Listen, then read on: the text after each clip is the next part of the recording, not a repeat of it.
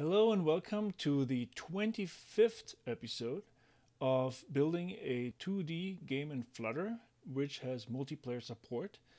And in the last few episodes, we have been focusing very much on multiplayer support, building a gRPC server and some client code to basically transmit messages back and forth between each player and the server, which will manage the world and the game state. And we pretty much almost got to the point where we can now represent a player model in a protobuf type and basically send that back and forth. So there are a few things that we're still missing, and we'll work on those. Basically, the idea is to get the player model finished and then to basically simulate some keystrokes, simulate something that would happen on the server. Like we're going to say that the player rotated, for instance, and then the player should have been, the angle should change, and so on. So we'll simulate some of that. Probably may have to build the game. No, not sure yet how far we get. But basically, we're still in the spike, so there's no code that is checked in anywhere. So this is just trying things out before we then, move this into the game. Because if you're in the spike, we can move much faster and try things out. So basically, if you look at our player model, we are still missing a few things. One thing is the angle is here represented as an int32, but in reality, it's a double. So what it actually needs to be, we need to have a type that basically says, it's kind of like a packed double. We don't want to send a 64-bit double for an angle that is basically 0 to 2 pi. Right, so 2 pi, I don't know if this will know how to do that. Yeah, it's roughly 6.2 something, right? 6.3. So we'll never have a number larger than 7, especially if we make sure that once we go over 2 pi, we just normalize it. So what you're going to have a precision 2, and that means basically we're going to have a double with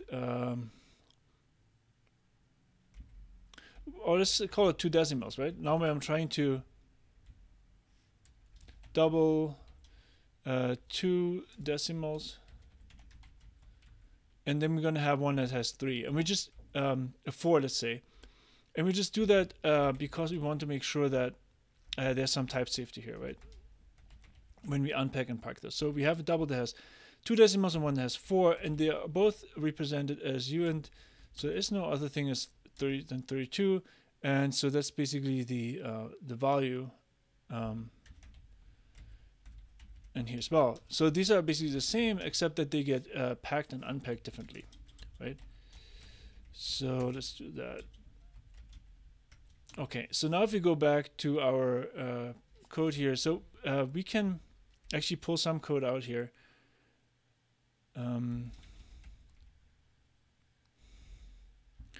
So we'll let's like create. Let's click a folder, something like that. What's called conversions, something like that. Not important. And so we do have data types. Yeah, it's going to be just conversions or something, right? It's not a big deal. We'll call it packing for now. So we just put that in here. So we have that in a different file. So we don't have a huge file. So one thing I also wanted to do while we added here, the sign bit is actually like a sign mask, right? And then the unsigned bit is actually also an unsigned mask, just to be clear about what's going on here. So that would be the packing mask, sign mask, unsigned mask. So point assumes that x and y are positive, so we don't have any unsigning and signing going on. That's pretty much all there is. So the factor, I want to change that to 10,000, so which means that we get a little more precision. Because the thing is that we are, this is 40, right? The tile size is 40 pixels. So, and if we have a 32-bit integer, that's pretty huge. So we can actually multiply with 10,000 and get a little more precision in our double. Should still work, all of it. So let's go back here and pull all that in.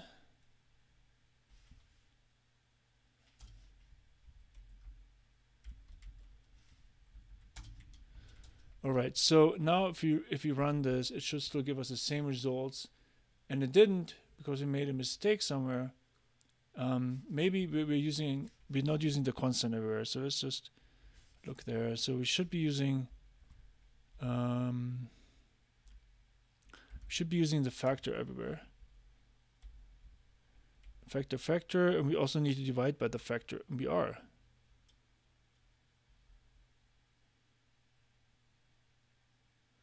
And we didn't have that problem before, so I'm not sure. I think we're using 1,000 somewhere. No, we aren't. Okay, let's figure that out.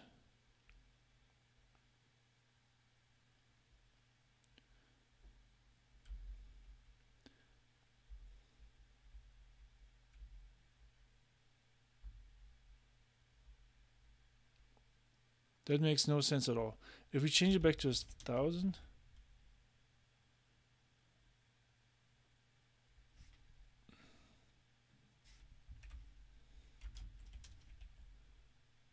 that is very, very weird. I cannot imagine how that would happen without. That is very, very weird. But you know what we'll do? So if we make it 100, then it's correct as well.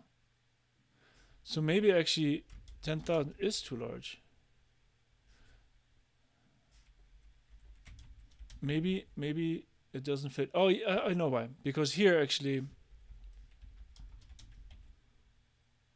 we are actually packing this into 16 bits, right? So we need to keep this sufficiently small. So actually 100 is fine then. Let's just be on the safe side. Rather have a few rounding errors instead of having this problem. So that's fine. And now we're gonna go here, and actually what we're going to do, we're going to implement this. So we implemented a double 4 decimals and a double 2 decimals. So we need to obviously regenerate our code from the protobuf definition, and now we should be able to say, let's call it double. And so we say 2 decimals, right? And so what was it called here again? Double. So we have double 2 decimals, double 4 decimals. So we need to then. But the thing is, we're not. I mean, we're converting to double, right? So let's just say we have a double, right? So what if we're going to get a double, and we unpack 2 decimals, right? And then we also pack 2 decimals. So then here we would take a double 2 decimals as an input or data, right? And we have the same for 4 decimals, right? And then we'll pack this, and then when we pack it, the same thing. So let's do the packing first, and this should be pretty quick. I'm actually gonna move this up a little bit so we get some. So it's more in the middle of the screen. So pack 2 decimals, and it takes a double, and then we have the same thing for 4 decimals, right? And so now if you look actually at the code here, this is pretty much very similar, except we're only doing it for one value, and we don't have to do any of the packing into one int, basically. So this this is unpacking code. All right. So yes, this is a packing code. So the factor, right? the factor here will be, in this case, is going to be 1e2, right? Two decimals. So then what we can do is we say double the value. That's now our signed version.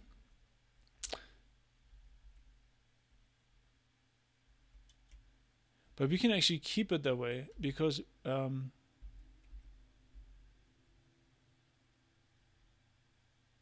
we can assume that it's signed. Yes. So here actually we're going to say these are signed values. I'm not going to go overboard with this. So there's something that I read about the differences there. So sint versus int versus uint in the protobuf. There were some optimizations that so basically there was someone who basically said that use that if it cannot be negative, use that if it's pretty much likely to be negative as not. So if we think the doubles are mostly positive, we should probably just use int32. Otherwise we're going to say we are really thinking they're going to be negative. So for now we're going to assume that they're more likely to be positive.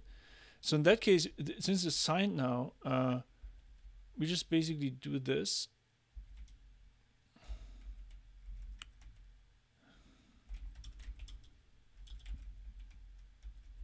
So this is our int value. Excuse me. And then we basically just return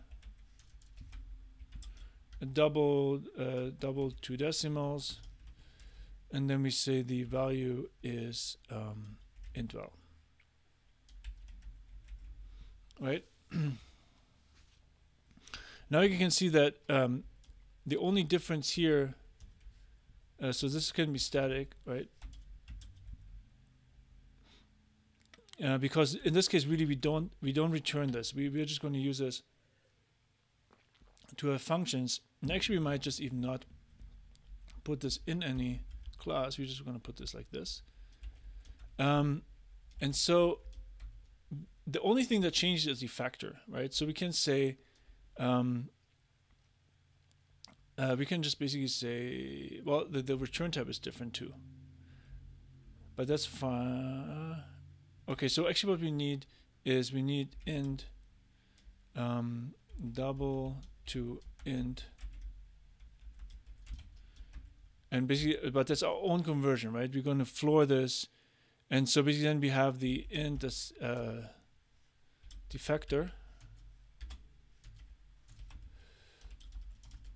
and then we basically say that the int val is this. So it's really not much code in here if you think about it.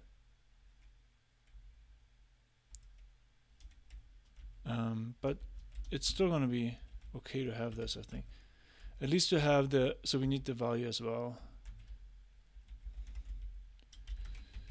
Okay, and makes this as expression because it's so short, just to look nicer. So now we can just say here double to int, and it's going to be our value. And 1e2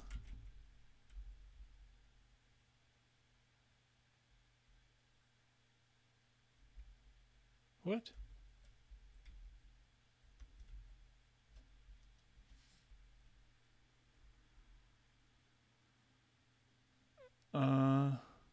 Oh yeah, that's the int val, and then we still have to,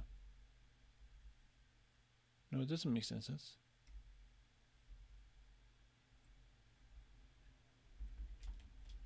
I'm not sure why it is confused.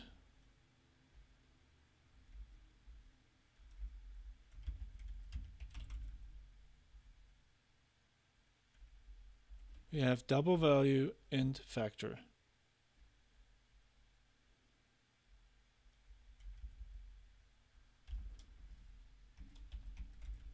Why are you complaining?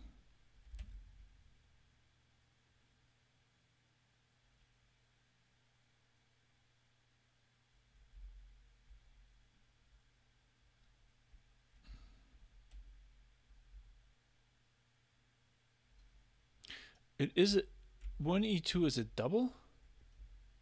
What?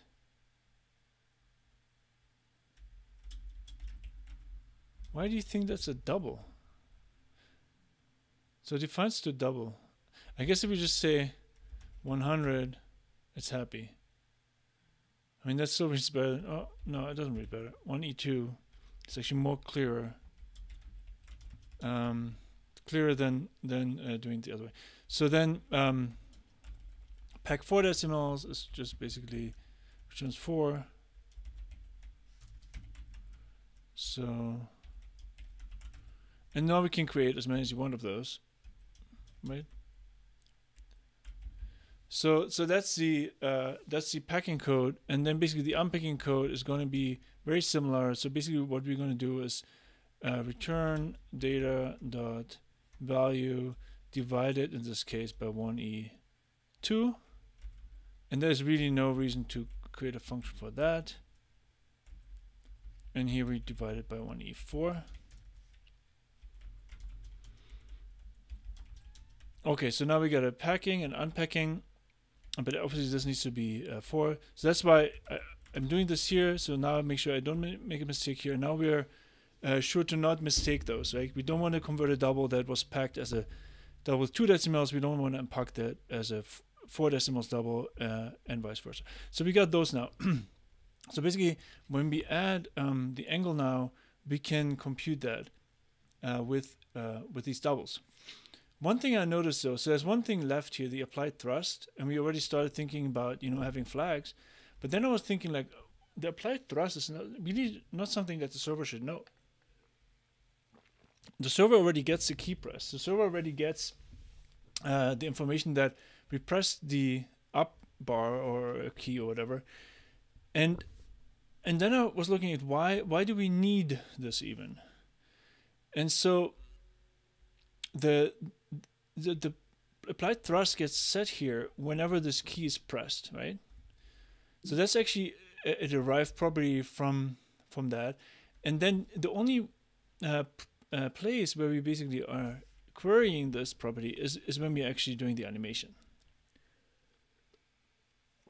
So what we can do is we can just say in our model we don't need to have this set, or in the server we always set this to false, right?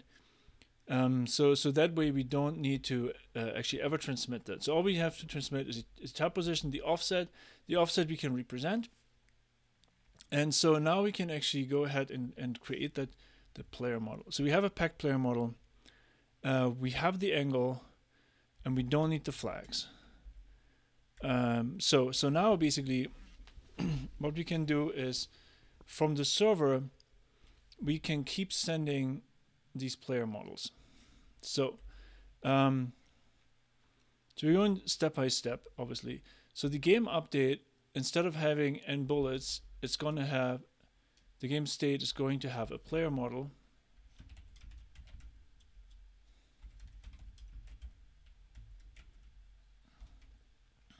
And so we need to put that in our models. We don't have that yet. So, okay.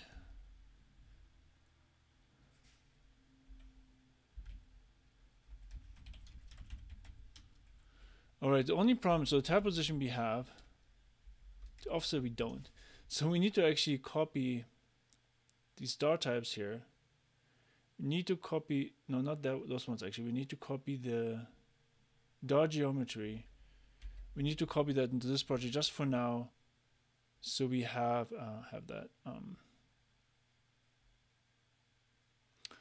Like we need to actually pull a bunch of stuff over. So I'm gonna make a dart fix this or whatever. I'm gonna dart types in general. I'm gonna put everything in here. So we're gonna put the dart geometry in here.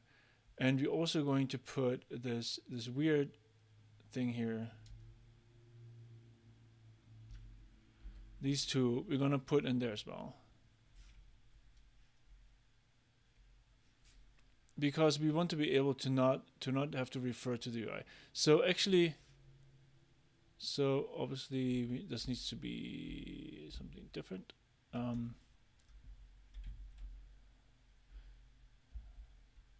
This now needs to be spike. Dart types, and then placement types. So for now, we don't get any of this required thing. Like we don't get any safety there. But we may turn that on if you want to check our code. Okay. So actually, if we do turn it on, you know what? It's not going to work anyways. Because even if we, what is it complaining about? Okay. Even if we do turn this on, it won't work because there is no such, it doesn't know what this package is. So it's fine. We'll leave it like this. This is just a sprite. We just needed to get this, to get these types in. So now we have a player model, and now we can actually represent this player model nicely. And now we can actually write a pack function and unpack function. So what we want to do, we want to get a pack player model out, and it needs to pack. Right. So basically, what we do is we'll pack the top position. So top position. It's called TP equals top position dot pack. Then the velocity is we need to create a packed fractional point from the velocity dot x. So let's name this something else. Let's name it v. Velocity dot x and velocity y. Let's see if that works. Oh yeah, we can't do it this way. So we need to actually create a fractional point of this and then pack it. That's what we were actually trying to do. And this is dx and dy. Okay. And now finally the angle is a double with 2 decimals is perfectly fine, but since it's like so small, we actually use 4 decimals just to be using the precision instead of, because it doesn't have to be so large. And then we pass our angle, and so let's just say a is this, and then pack.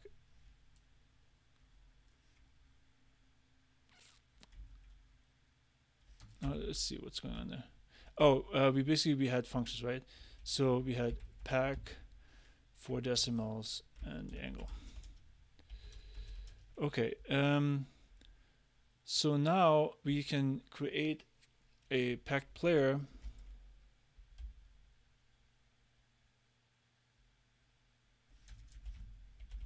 player model, and we set the velocity to the but let's set the top position first. Top position is TP and the angle is A, and now it's complaining because probably our angle will still have as U in, so we need to change that actually. So we need to have this as double 4 decimals. So we need to rerun our generator. For those who joined later, the generator is nothing else but executing this regenerate function, which basically runs Proto-C, and actually there's a play button here as well if you wanted to run it. And it basically regenerates our Dart files from the protobuf definitions that we have here. Right? That's all that does. And so it basically takes all these types here and regenerates our data types, and then also generates our game updates service, right? So okay, so we are packing, and now we basically just need to unpack also. So player model to make a factory method dot unpack. And so what we need to do, we take a pack player model, data. We call it data always. Let's just be consistent there. And then we'll basically say that the tile position is basically the data dot tile position dot unpack. Well, let's see. Well, we need to actually select this tile position dot unpack data tile position. All right, and then the velocity is basically a fractional point. No, a point, right? Dot unpack a. Hold on, what does this take? A packed point.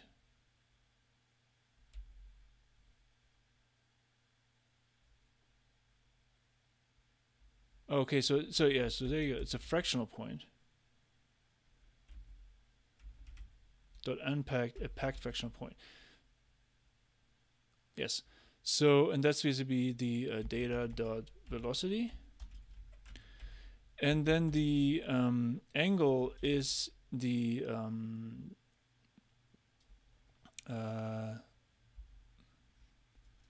unpack 4 decimals. And we're going to give the data dot angle. And now if you see, like, if you would make a mistake here, if we say 2, it should complain. Well, first of all, let's fix everything, and then I can show how it would complain if everything else is correct. So then basically we say return player model, and so the tile position, the velocity is that, and the angle is a, and then the applied thrust, we just set it to false for now.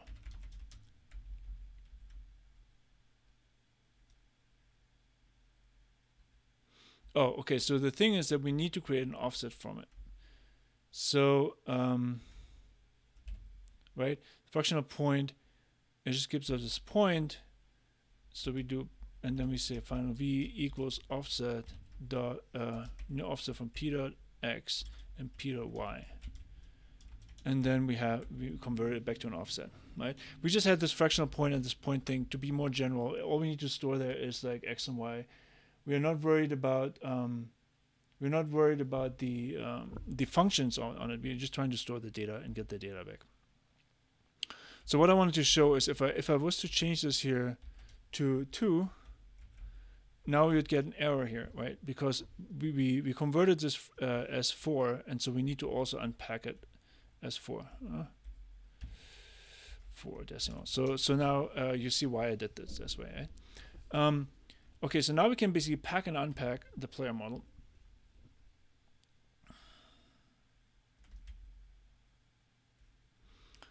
And so we could try this. We could try if we get everything back. So let's just make this a habit that whenever we finish something, another step, we'll just at least run it to make sure this works. Because if we make a mistake there and we'll discover it later, it will be very painful.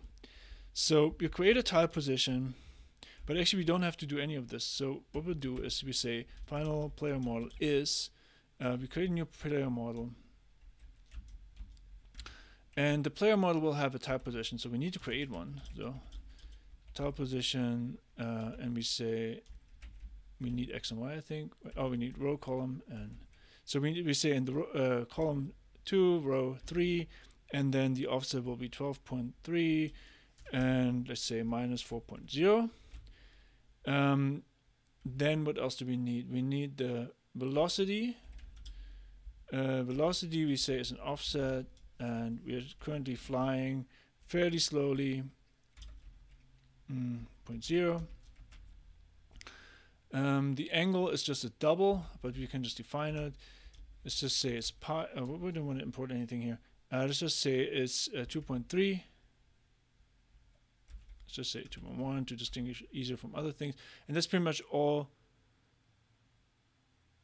we need. So we say the tile position is TP, the velocity is V, the angle is A, and the applied thrust is false. And we don't actually store that. So if it was just were to set this to true, if you pack and unpack, then basically that would get lost, right? Because we are not storing that on purpose. So now if you say unpack, so what we can do is we can actually just print it as is. We say print packed dot we can say player model unpack the packed one to string, and we should get the same thing back. So let's just run this file. Double is not subtype of int and typecast. So here we have a problem in our conversions. Why are you complaining so much about this?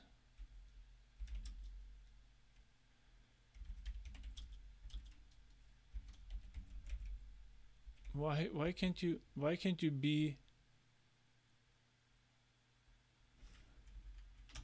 seriously? Okay, so unfortunately I have to do it this way because somehow once you use the E notation, it assumes it's a double. Okay, but everything else seems to work. So there's some analysis issues, huh?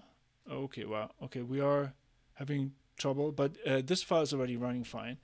So we can see that we have a top position 2, 3, 2, right, -4, angle 2.1, that's correct.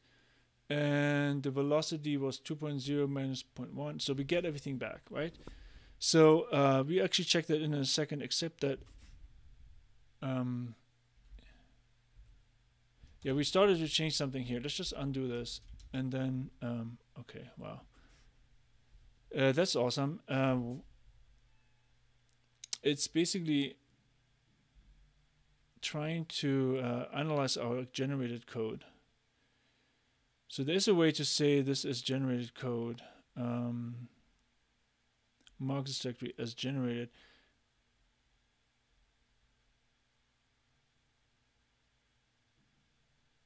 I don't know if this will make it go away or not.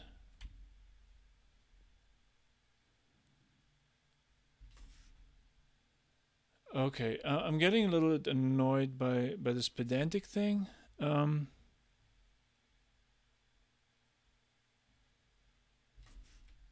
I think I had a better analysis file in the other project, so that in the front end project.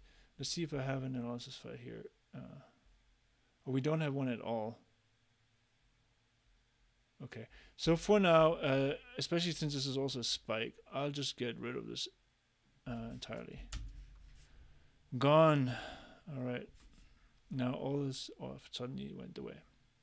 So good thing that we marked this here in our IDE as generated. Okay, so now we have no problems anymore. If we run our player model, this works. So what we'll do, oh, well, usually I'll check something in, but actually, in a way, we did have some Git here. So let's just keep checking things in.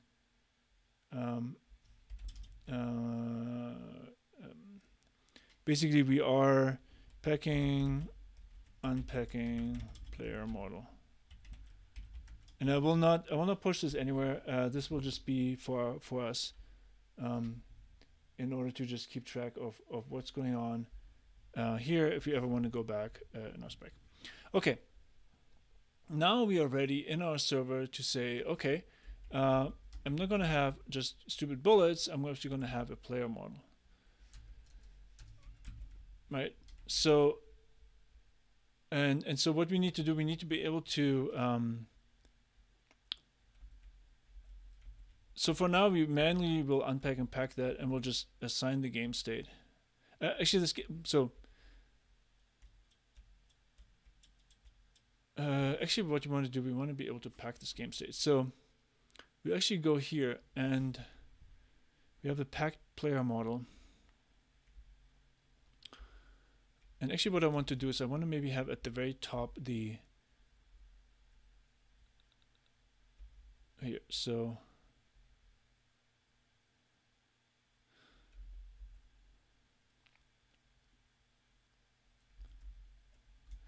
let me just call this packed game state. So we'll just name everything packed, and then we know it's coming from this. Because that way we know we still have to unpack it when it gets there, right? We can just use it as is. So, and this one will have a packed player model, which is the player, right? And so then in the game state, right, we'll just have, so we'll have a pack and we have a, so let's just regenerate our file first. All right. And so we're going to have a packed game state, I think it is. Pack. Did we not name it pack game state? Yeah, it's right there. It should have been generated. Oh, we made a mistake here. That's why it probably failed to regenerate it. I don't know. I don't think it gave us an error message, did it? Oh yeah, there you go. So we actually have to look at the terminal. All right. So now we can go back here. Now we should be able to import this. And so basically we will say return a game state with the, so we have pack game state. Oh yeah, so basically we have to pack the player. Let's say P is basically player dot pack. Okay, so that's small enough. So we can then return a game state with the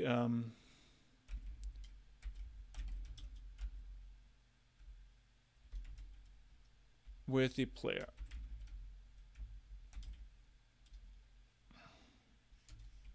Doesn't make sense to use required here anyways, because how in the world, why is this not,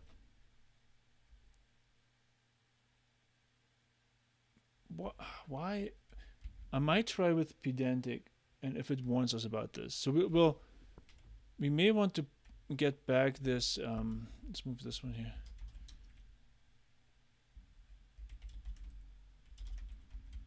So we basically got,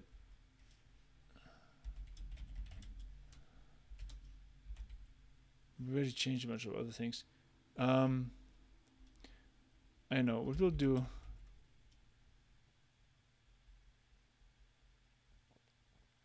We just create a new spike. And we go in here and then we run our little tool. I can't remember what it was called, but I remember it had something that was console simple. So it's stagehand console simple. And now we basically will take the analysis options and we copy them back into our spike. What I want to see is, I just want to see if we forget to create a game. So if we do this, and if this warns us, but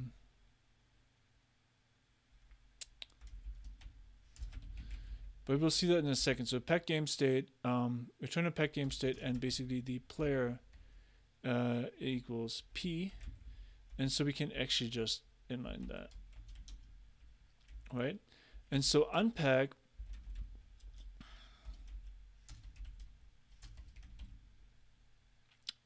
we will only need on the client actually, where we get a pack game state that's coming from the server. The client will never send to the server a pack game state. It will just only receive it from the server. So this is a factory function, so it's not final but it's factory. And then basically what we'll say is we create a, so actually what I want to see, what if I just return the game state? That's what I want to see. If I get a warning now with pedantic turned on. No, I don't. And that's what I think is kind of useless. If it doesn't even give me that, but it gives me all kind of warnings. It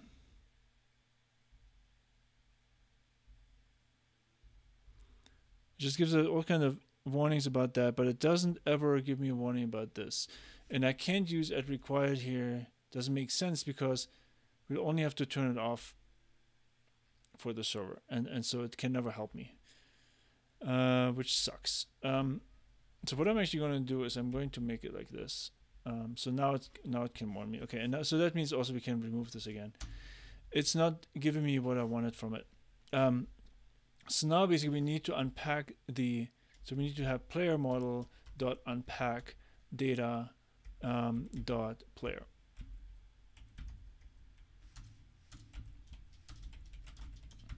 Right. So now we're creating a game state. So on the server though, we'll create a game state like this still, and the client will use the unpack when it receives it. So the stream is actually a stream now of game state. It should still be called communicate.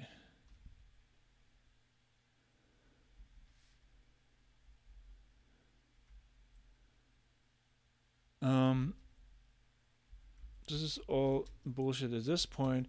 Sorry about the language. Why is this not happy?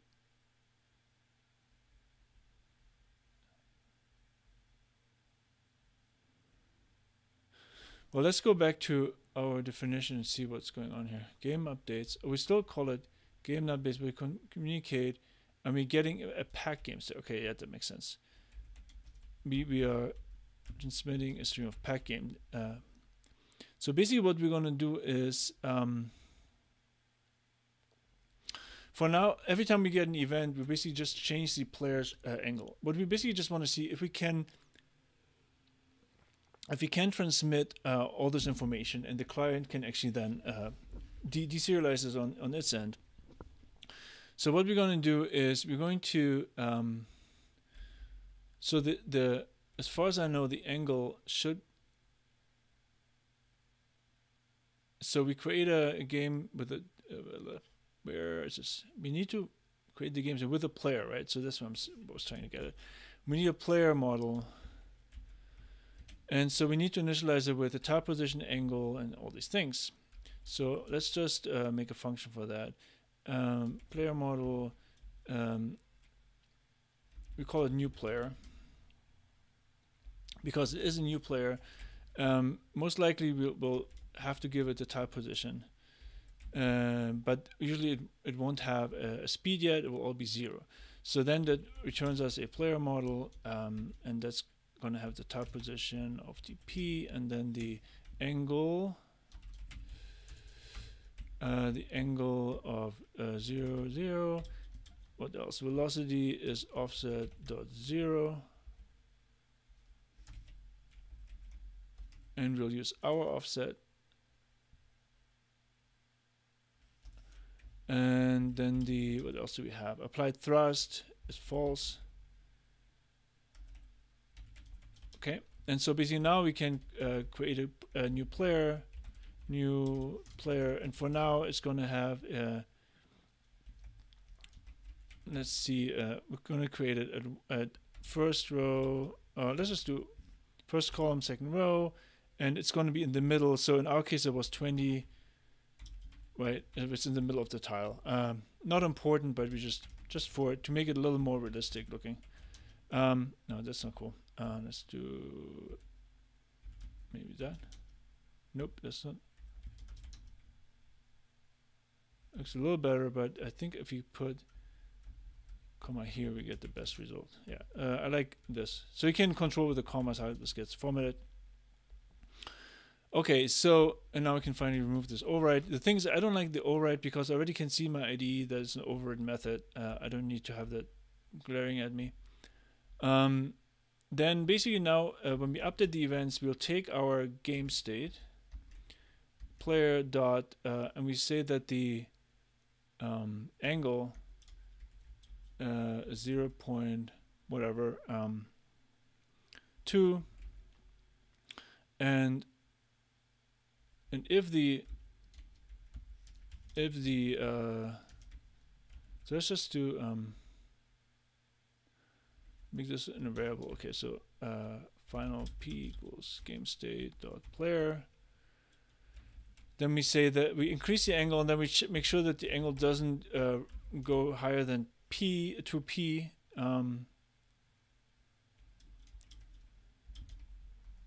So let's just make a little constant here. Again, all these things, they are not going to be in the server, right?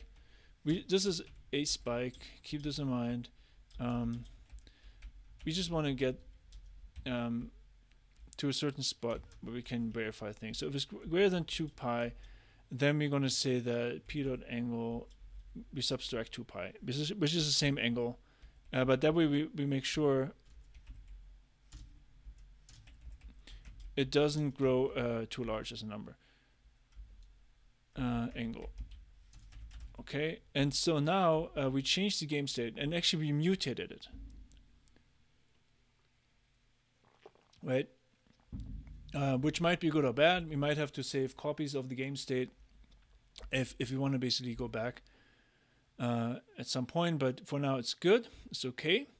And so what we'll do is we yield the game state, right? Because now we change it. Every time we change it, we yield also, but we have to pack it. Okay, so cool. And some of you might say, well, you do all this packing here, and that's expensive. But if you look at it, most of it, like for instance, if we pack the fractional point, it's mostly like bit operations, bit shifts, masking. That's really cheap, and most of this stuff happens already anyway. So since we are already simplifying this, we're actually saying we don't want this much precision in our double. We're already making it, and then actually the protobuf implementation for Dart doesn't have to do that. So actually we are probably, maybe we're even like faster this way, but it definitely doesn't add any real overhead that we have to concern ourselves about. And it's definitely worth having smaller things, smaller data loads coming. So now, here what we're actually getting is a client update stream, and so we get a game update, and actually that game update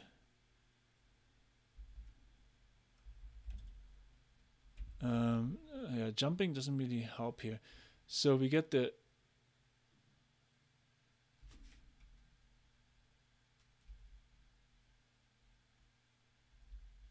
okay, so hold on a second here. So we get game updates, but the game updates, if we add type condition, should be packed game state. Yes, that's what it is. So basically what we're getting is game state stream, right? So we have a game state, and we have to basically unpack it. So what we're going to do is we're going to say game state is so let's just say pack game state, right? Pack game state, well, game state unpack, right? We made that into a factory method. Game state, and now you start to see, okay, what we now we're referencing the server and the client. No, we can't do that. So this would be like something where you put it into, I mean, either it's in models, which would make sense. So we just put it into models for now. It is basically like a game model. I mean, actually, you know what? Let's just rename this. And then, I don't know, whatever. Let's keep it a game state. There might be more things in there. And then we'll just put this into, and then we put it into common. Like, we're already organizing things. We really don't need this. Or it could be shared or whatever, but we don't really need this at all. We just quickly do this to get a little order in here. So we have the player model, we have the packed game state, and then I want to put a show in there to show what we're doing here. So now obviously we have to pull this in. All right. And so now in the client, we can finally reference the game state without referencing the server.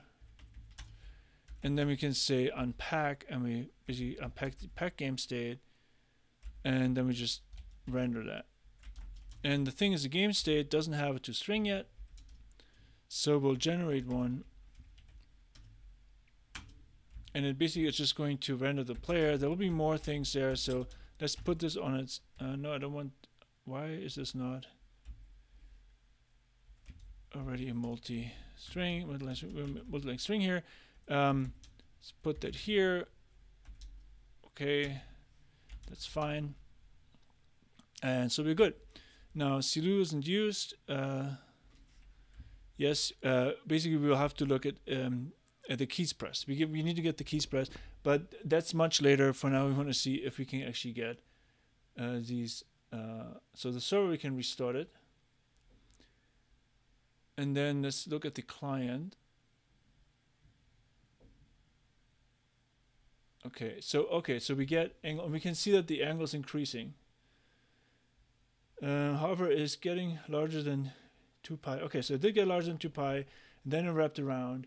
I think we're in a really good state here. We are already getting the game state updates to the client. That is pretty awesome. So obviously, if we would change anything about the position or the velocity, we'd get that too. The thing is that the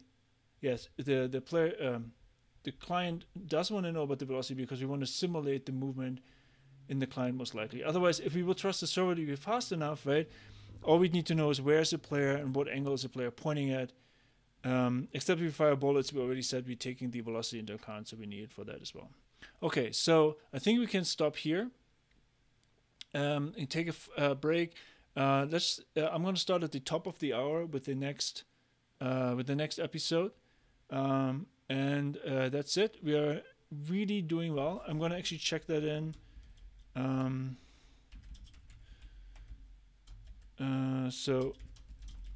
Sending game state to client. And so I'm not pushing because there's no repository attached, but so stopping here, and in the next episode we will actually send key presses, and we will evaluate the key presses. So either we will increase the velocity, or we will increase the rotation, or whichever. So that's the next episode. Thanks for watching.